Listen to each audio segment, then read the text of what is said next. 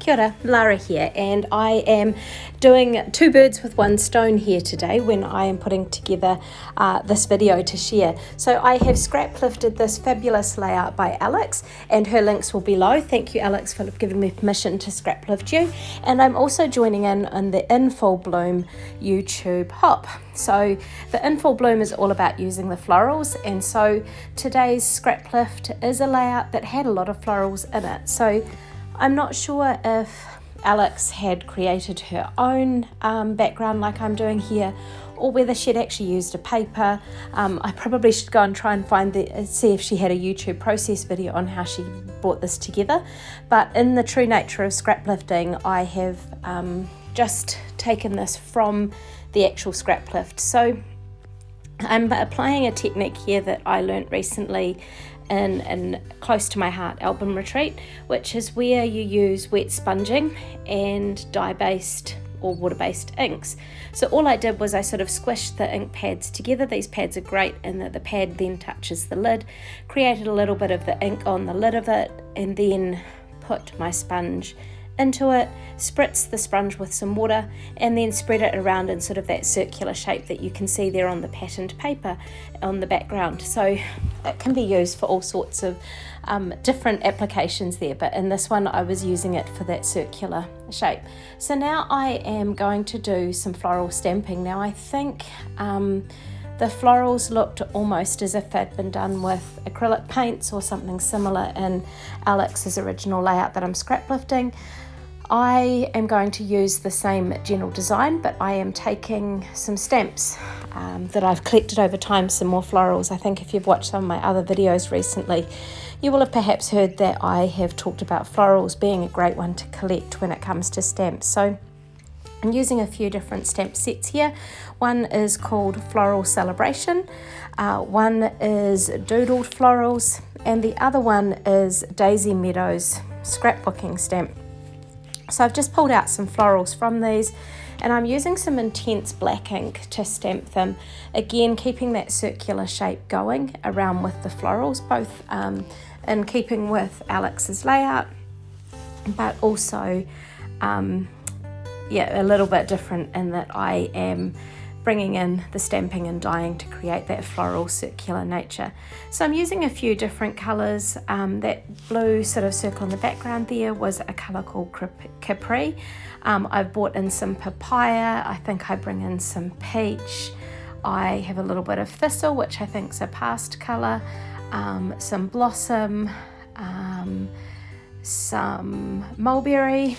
I think I bring in a little bit of nectarine and a little bit of sundance as well, and then later on I will bring in a little bit of wisteria, and I toyed with some wild raspberry, but I think I used a different colour instead. Now the peach doesn't show up here very well, and to colour in the stamps what I'm doing is similar to the blue, where I'm just squishing the ink pad in so that some of the colour gets left on the lid, and then I'm just using a water brush that I do sort of wash off on the side there or on the back of my hand before I use a different colour. So it's the same brush for all of them, but just using some of those different colours. So you can see really with this nectarine colour here, how I'm just using that watercolour to dip it into, and then colouring in the stamped image. The reason I use the intense black, often I will use archival black, but the intense black holds its lines, holds its shape, even with sort of that watercolour effect added onto it. So I'm really just sort of adding the colours ad hoc or just as I see fit, but I'm also thinking a little bit about the balance around the page with the florals and trying to mix up some of these warmer tones with the yellow and the nectarine, along with those sort of soft pinks, and then also the more purpley kinds of pinks. So this process took quite a while, but it's actually quite a bit of fun. It's quite creative. It's a nice way to get messy, but within the defined shapes of the flowers that I have stamped. This sort of colouring in technique is one that as I was doing it, I was thinking how often, or how I've got a supply of alcohol markers, I have got water paints, I've got watercolour pencils, I've got all sorts of different tools in my scrap space, but really some basic ink colours are probably all that I need for what I end up doing most of the time. So I need to try and remember that when I'm packing to go to scrapbook camps or other events, that actually I don't need it all.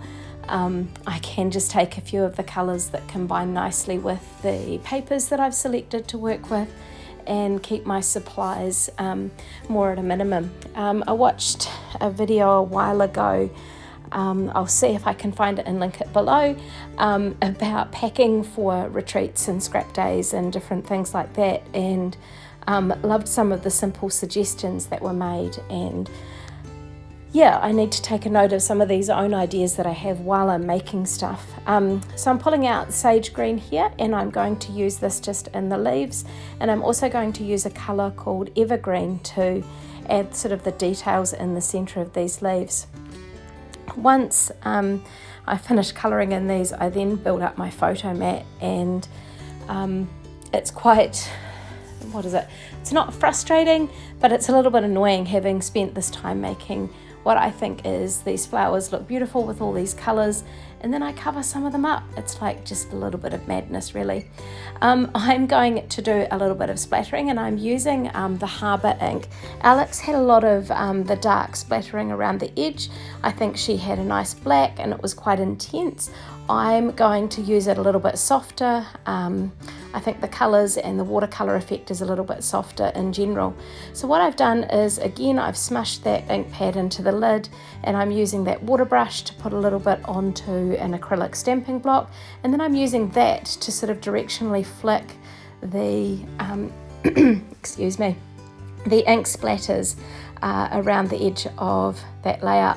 So my photo here is of my workspace at a scrapbook retreat that I was at recently. The photo is a little bit bigger than the one that Alex used, so my photo mat ends up taking up quite a bit more room than hers did, but I'm still keeping to the basic design and bringing in some of those things that I was really keen to give a go from Alex's layout when I first saw it. These papers, I can't even remember the names of them. Someone watching may be able to remind me, but they were sort of in my scraps box, so this is a bit of a stash busting challenge. But I had purchased, I think, a 6x6 pack that had a lot of the 12x12 papers that were shrunk down to fit a 6x6 size.